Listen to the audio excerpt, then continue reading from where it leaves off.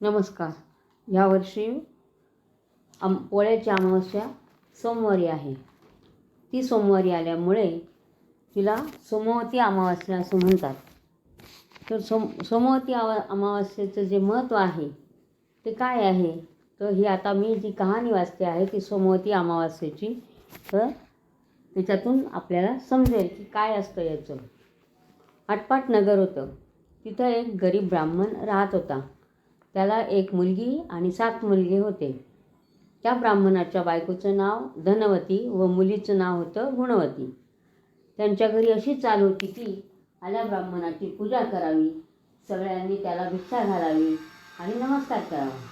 पुढे एक दिवशी काय झालं, एक मोठा सूर्यासारखा तेजस्वी ब्राह्मण आला. सगळ्यांनी त्यांची पूजा केली. त्या ब्राह्मणाची 7 मुलांनी व त्यांच्या बायकांनी त्याला भिक्षा घातली, नमस्कार केला. ब्राह्मणानं त्यांना आशीर्वाद दिला आणि सांगितलं, संतती वाढो, संपत्ती वाढो, तुमचं सौभाग्य अक्षयी राहो. मग त्यांची एक मुलगी होती, ती उठली आणि तिने भिक्षा घातली. तिने नमस्कार केला. तेव्हा ब्राह्मणानं तिला आशीर्वाद दिला, धर्मिणी हो. मुलीनं आपल्या आईला सांगितलं, आई भटजींनी मला आशीर्वाद दिला की धर्मिणी हो, आणि वहिनींना आशीर्वाद दिला तर सौभाग्यवती हो. आई म्हणाली, चल पाहू, पुन्हा भिक्षा घाल. मुलीनं पुन्हा भिक्षा घातली, नमस्कार केला. ब्राह्मण म्हणाला, धर्मिणी हो.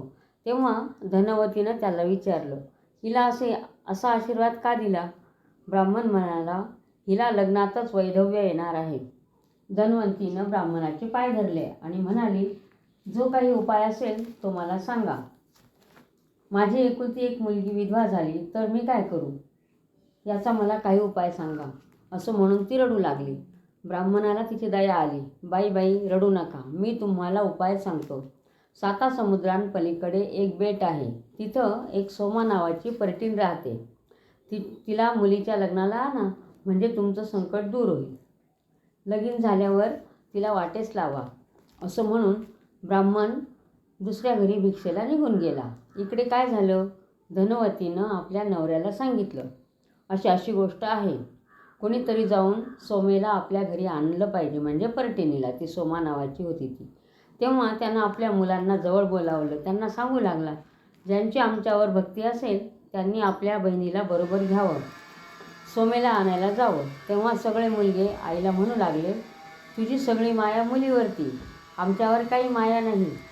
7 समुद्रापलीकडे आम्ही काही जात नाही. हे ऐकून आईला रडू आलं. बापाला वाईट वाटलं. तो आपल्या बायकोला म्हणाला, तू काही भिवू नको, मीच जातो आणि सोमेला घेऊन येतो. तेव्हा धाकटा मुलगा होता, तो आपल्या बापास म्हणाला, मी ताईला घेऊन बरोबर जातो आणि सोमेला घेऊन येतो. पुढं आईबापांना नमस्कार करून ती आपली बहीण भावंडं निघाली.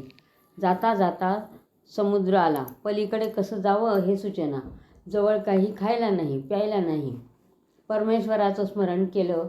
देवा आता तूच या संकटातून पार पाड, असा देवाचा धावा केला. सगळा दिवस उपवास पडला. तिथं एक वडाचं झाड होतं. त्याच्या खाली ती जाऊन बसली.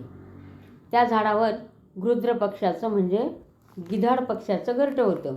त्यात त्या पक्ष्यांची पिलं होती. संध्याकाळ झाली. गृध्र पक्षी घरी आले. पिलांना चारा देऊ लागले. पिलं काही चारा घेताना घेईनात. त्यांनी आईबापांना सांगितलं, आपल्या घरी 2 पाहुणे झाडाखाली उपाशी आहेत, त्यांना टाकून आम्ही काही जेवणार नाही. गृध्र पक्षी खाली आले. ब्राह्मणाला पुसू लागले, तू असा चिंतेत का पडला आहेस? तुझं काय काम असेल ते आम्हाला सांग, आम्ही ते काम पार पाडू. उपाशी काही निजू नको. आम्ही तुला फळं देतो, ती थोडीशी तू खा, थोडीशी ह्या मुलीला दे. ब्राह्मणाला आनंद झाला. त्यानं देवाचे आभार मानले. गृध्र पक्षाला आपला हेतू सांगितला. पक्षी म्हणाला, उद्या उजाडल्यावर तुम्हाला मी घेऊन जातो, सोमा पर्टिणीच्या दारी नेऊन सोडतो. मग बहीण भावांनी फळं खाल्ली. रात्री ती आनंदानं झाडाखाली निजली. उजाडल्यावर पक्षी झाडाखाली आले. त्यांनी बहीण भावांना आपल्या पाठीवर बसवून सोमेच्या दाराशी नेऊन सोडलं. पक्षी आपले चरावयास गेले. पुढं बहीण भावांनी काय केलं, रोज पहाटे उठावं, सोमा पर्टिणीचं अंगण झाडावं, शेण घेऊन सारवून ठेवावं. असं करता करता वर्ष निघून गेलं. एके दिवशी सोमेनं आपल्या मुलांना व सुनांना विचारलं, रोज सकाळी कोण उठतं? माझं अंगण कोण झाडतं? त्याच्यावर सारवण कोण घालतं? ती म्हणाली, आम्ही नाही. तेव्हा सोमेला आश्चर्य वाटलं. काही केल्या पत्ता लागेना. मग दुसऱ्या दिवशी सोमा जागत बसली. 3 प्रहर रात्र उलटून गेली. 4थ्या प्रहरी काय झालं? ब्राह्मणाची मुलगी अंगण झाडते आहे. तिचा भाऊ तो सारवतो आहे असं तिनं पाहिलं. सोमा परटीन पुढं आली. तिनं विचारलं, मुलांनो, तुम्ही कोण आहात? त्यांनी सांगितलं, आम्ही ब्राह्मणाची मुलं आहोत. सोमा म्हणाली, तुम्ही ब्राह्मण, मी परटीन. आमची नीच जात. तुम्ही आमचं अंगण झाडता सारवता का? ब्राह्मणाच्या हातून सेवा घ्यावी हा आमचा धर्म नाही. तेव्हा तुम्ही आमची सेवा का करतात? तसं तिला ब्राह्मणाच्या मुलानं सर्व हकीकत सांगितली. तू लग्नाला यावंस अशी आमची इच्छा आहे. आईबापांची आज्ञा घेतली आणि तुला बोलावण्यासाठी आम्ही आलो आहोत. तुला लग्नाला आलंच पाहिजे. तू प्रसन्न होऊन यावंस म्हणून आम्ही तुझी सेवा करतो. मग सोमा म्हणाली, तुम्ही सेवा करू नका. मी तुमच्याबरोबर येते. घरात गेली व आपल्या सुनांना सांगितलं की मी ब्राह्मणाबरोबर जात आहे. या मुलीचे लगीन झाले की मग परत येईन. परंतु तोपर्यंत आपल्या घरात किंवा सोयऱ्या-धायऱ्यांमध्ये कोणी मेलं बिलं तर त्याला दहन करू नका असं सांगून ती निघाली. समुद्राच्या कडेस आली. ब्राह्मणाच्या मुलाला आणि मुलीला समुद्राच्या पार केलं आणि आपण आकाशातून उड्डाण करून त्यांच्याजवळ आली. सोमेला घेऊन ते आपल्या घरी आले. सर्वांना आनंद झाला. धनवंतीने परटिनीची पूजा केली. धाकटा भाऊ उज्जैनीस गेला. बहिणीजोगा नवरा शोधून आणला. सुमुहूर्तावर लगीन लावलं. वधूवरांवर अक्षदा टाकल्या. तो एकाएकी काय झाले? नवऱ्या मुलाला मूर्छा आली. तो धाडकन भुईवर पडला. सगळे लोक घाबरले. सोमेनं धीर दिला. मग सोमा उठली. हाती उदक घेतलं. संकल्प केला आणि तिनं आपलं सोमवती अमावास्येचं जे पुण्य होतं ते गुणवंतीला दिलं. तसा तिचा नवरा जिवंत झाला. सगळ्यांना आनंद झाला. पुढे लगीन झाल्यावर सोमा घरी यायला निघाली. इकडे सोमेच्या घरी काय झालं? तिचा मुलगा, नवरा, जावाई एकामागून एक सगळे मेले. इकडे सोमा आपली घराची वाट चालतेच आहे.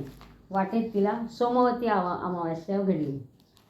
त्या दिवशी काय झालं? एक म्हातारी बाई वाटेत भेटली. ती सोमेला म्हणाली, बाई, डोक्यावरचं एवढं कापसाचं गाठोडं खाली उतरव.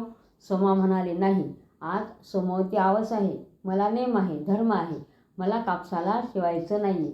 पुढे जाता एका नदीच्या काठी आली. तिथे पिंपळाचे झाड दिसले. नदीचे स्नान केले. श्री विष्णूंची पूजा केली. तिच्याजवळ काही नव्हतं म्हणून 108 म्हणजे 108 वाळूचे खडे हाती घेतले आणि पिंपळाला प्रदक्षिणा घातल्या. त्या पुण्यानं तिच्या घरी मेलेली सर्व माणसे जिवंत झाली. सोमा आपल्या घरी आली. सुनांनी तिला विचारलं, सासूबाई, तुम्ही गेल्यावर घरातील माणसं मेली होती. तुम्ही यायच्या अगोदर ती जिवंत झाली. असं कशानं झालं? चमत्कार झाला. सोमा म्हणाली, मी आपलं सोमवतीचं पुण्य ब्राह्मणाच्या मुलीला दिलं. तिचा नवरा जिवंत केला. माझ्याजवळचे पुण्य संपले म्हणून इकडे असे अशुभ घडले. वाटेत मला सोमवती आवाज पडली. मी पुन्हा हे व्रत केलं. त्या पुण्यानं घरातील माणसं जिवंत झाली. तुम्हीही हे व्रत आचरण करा. हे व्रत कसे करावे?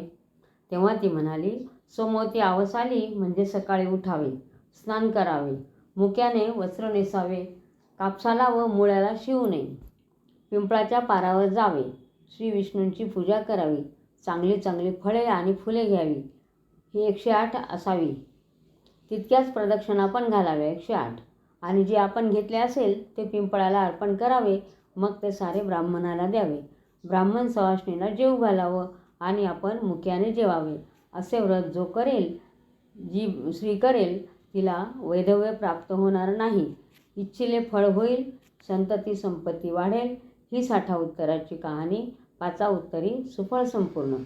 आणि यावर्षी सोमवारीच अमावास्या आल्यामुळे ही सोमवतीच अमावास्या आहे. आणि श्रावणी सोमवार पण आहे. श्रावणी सोमवारी शिवामूठची आहे ती सातूची आहे. सातू म्हणजे काय? थोडेसे गहू आणि चणा डाळ हे सर्व एकत्र करून त्यांची शिवामूठ व्हायची. अशी ही श्रावणी सोमवार आणि सोमवती अमावास्येची कहाणी आहे. धन्यवाद.